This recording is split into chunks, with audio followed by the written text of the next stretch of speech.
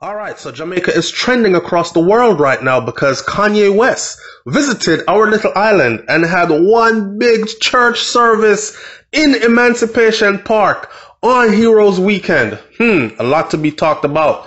That was our top story for this week, or one off. But in this video right here, we're going to cover and summarize our 4 or 5 top stories on the channel for this week. We do this for the people who work hard and they don't have time to watch the multiple videos that we put out, because sometimes we upload 2 to 3 videos per day. And if you're working 9 to 5 and then 5 to 9, you just can't keep up. So here we go. All right, recapping. All right, the passing of a legend, Louis Ranking, aka Teddy Bruckshot in Shotters, aka Ox in Belly. That man right there had a car accident in Canada, and his vehicle, his car he was driving in, collided with a trailer truck, and the car was completely obliterated. All right, Louis has gone on to meet the Maker, has left us here on earth. He is no longer with us. And we covered that story of his passing. In his passing, we learned a lot of things. We learned that Louis left behind a wife and also some small children. The wife you see in the picture right here. Other stories broke after that saying that the man has a real wife who he was married to on paper but never divorced.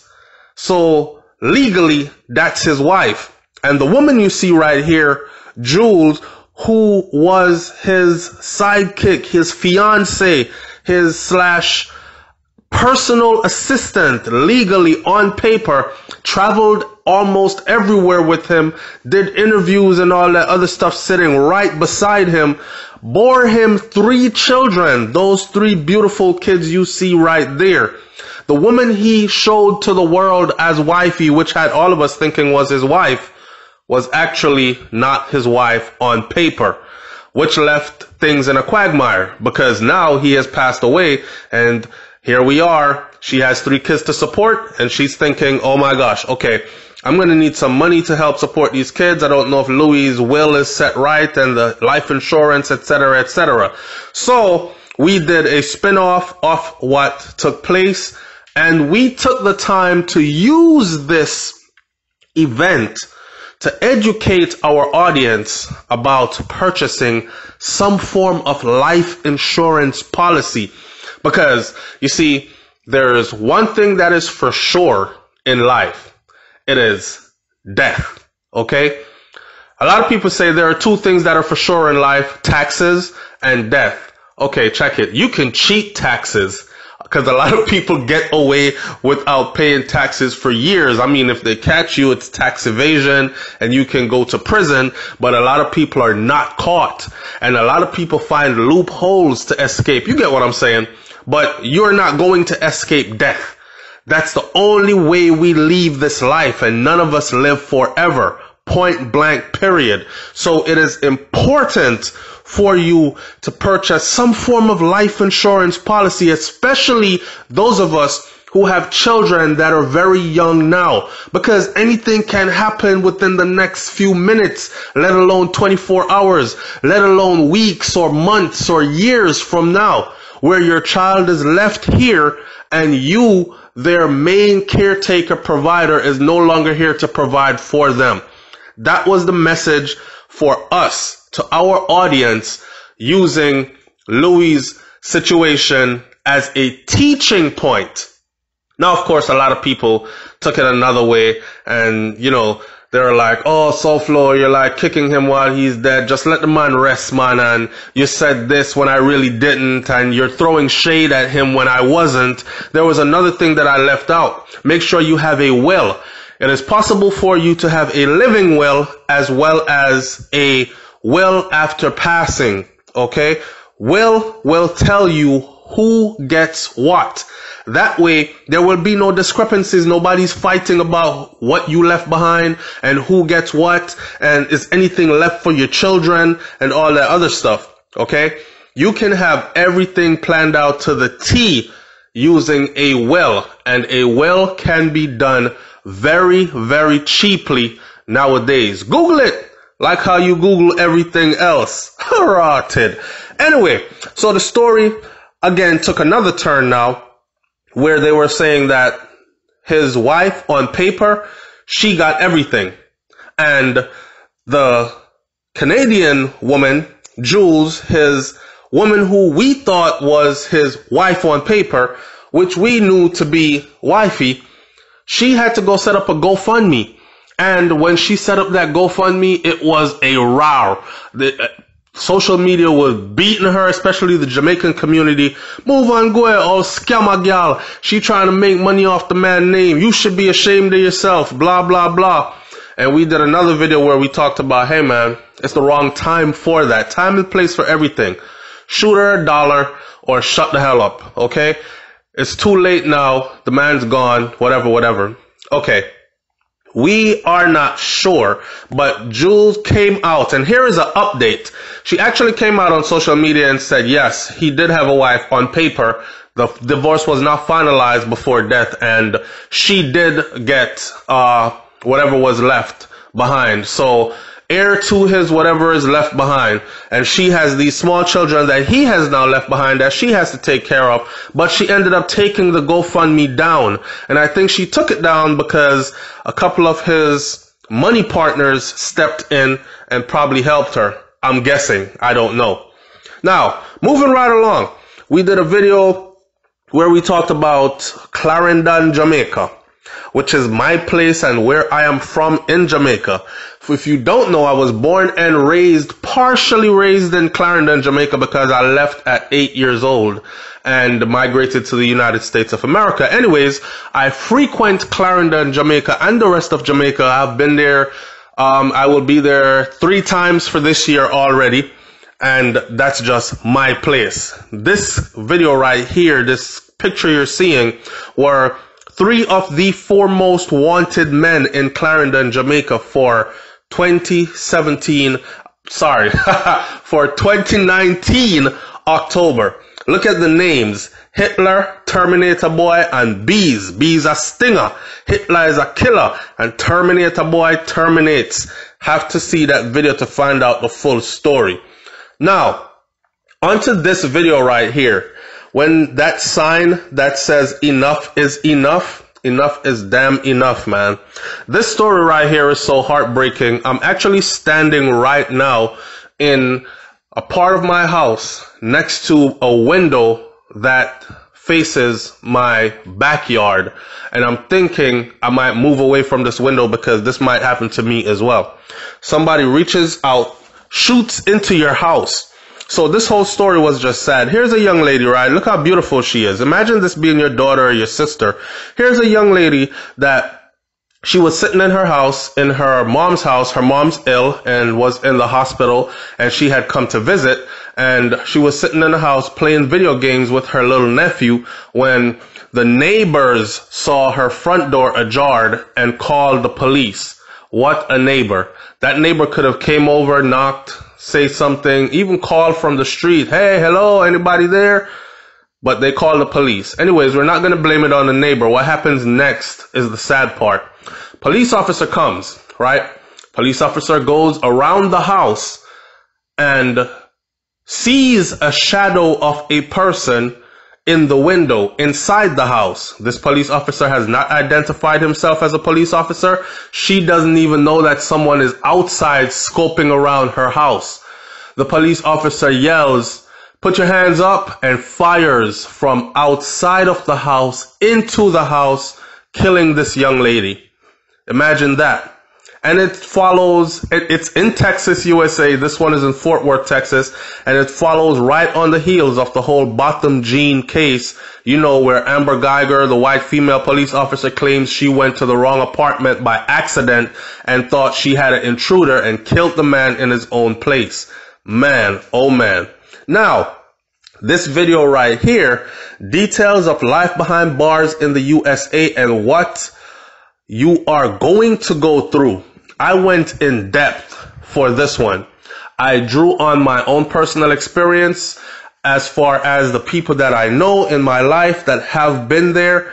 I drew on written literature that is out there for us all to see or read, and videos and whatever else I could to bring together the information that was given in this video. This video was all about a deterrent because, again, I am from the Caribbean, and a lot of us look for an opportunity to go overseas, not because we want to leave home, but because we want better, and these opportunities are limited, or there are more opportunities out there in other countries in the world. But some of us, when we leave home, we take the bad part of us with us. You know what I'm saying? So I wanted to let my brothers and sisters know that when you're coming to the United States of America from the Caribbean, make sure that you come with the best of you. If you have a little badness in you, you want to tuck it and put it on a shelf and leave it in the Caribbean until you get back there. The best thing to do is to get rid of that part of yourself altogether. But if that's really you and you want to survive okay, leave it there. Because prison in the United States of America is no joke. It's going to be a culture shock coming to a foreign country anyways. But to come to a foreign country and be locked in, and the conditions that you will have to endure, not many make it out with a sane mind. This is a video I think you can show your children even. No cursing or anything, just facts, okay? Now, this whole Vybz Kartel thing been going on for years now, and honestly, I am still surprised. I am still very, very surprised that there are people that thinks that this man is still guilty. I understand if you were confused at first, right? But with all the evidence that has been presented from the defense to rebuttal the evidence or the so-called evidence that was presented by the prosecution, if you followed everything, then it should be no doubt in your mind right now that Vybz Kartel was set up and his whole trial was a sham, a straight up sham. Was there a miscarriage of justice in a courtroom pertaining to this trial? And the answer is yes. The answer is definitely yes. So this video now proven innocent on appeal, but still no freedom. Here is why. We went through this video and broke down exactly how he was proven innocent on appeal, how all the so-called evidence that the prosecution had in the first place was debunked at the appeal hearing, and how the courts, the 3-judge panel, does not want to let him go because they are a part of the system, and letting him go would be for the Jamaican justice system to say, hey, we made a very big blunder. So where does it go from here? It is going to go to England. You have to hear this video because it talks about where our justice system really is. Now, on to the biggest story of the week. So Kanye West decided that he wants to come to Jamaica, and he wants to do his pop-up Sunday service, but he wanted to do it in Emancipation Park, and he wanted to do it at a time when Jamaicans call this Heroes Week or Heroes Weekend, okay, celebrating our national heroes. If you look at this video right here, this picture, you will see the statues. The statues actually, if you're in Jamaica or if you take away the Kanye West figure from it, these statues stand two naked people, two Africanoid people naked. A naked man stands before a naked woman with chains broken, right? We're free and we're standing here. And this is where he chose to do this whole concert. The big thing is there were a lot of cynical people here saying, oh, he is bringing the Illuminati powers. He is bringing evil into Jamaica. He is here to pray some evil spirits, release some evil spirits upon the land and the people. Jamaicans are very superstitious, all right? And you can't tell them nothing because they believe it to their soul, core, everything, their being. So my whole thing about this video that I did was to explain to the people that Kanye West, yes, he got saved. And was it a sham? I don't know. It's not my place to say. I know that he got baptized. I know that his daughter got christened and he got baptized in the same facility after his daughter got christened. I know that he's been on this church thing, but I also know that this could be a all-out effort to promote his clothing line, which is Yeezys, and his forthcoming album, which is Christ is King, and also maybe tapping into starting a church himself. I went in depth in this video to explain to you, got some information together about the richest pastors both in Africa and the United States of America and their net worth. A lot of them are in the 100 million club, $100 million, $150 million, private jets, and all this other kind of stuff, right? So why wouldn't Kanye try to tap into that? His net worth is $240 million at this point. So if he can hold service and earn $150 million, don't you think he's going to do it? But my video was not to discredit him. It was to give people a complete look so that they can make decisions for themselves. A lot of people turned out. It seemed to be a good thing. He pumped $1 million cash into the Jamaican economy, and that was that. Like, comment, share, subscribe. Leave your comments in the comment section below. Tell me what you think about this one. Stay subscribed to the channel and look out for when we go live. I understand that YouTube is slacking these days. They haven't been notifying people when we go live or when we upload videos because we've been getting a lot of complaints. There's nothing we can do about that. We've asked YouTube to work with us to try to fix it.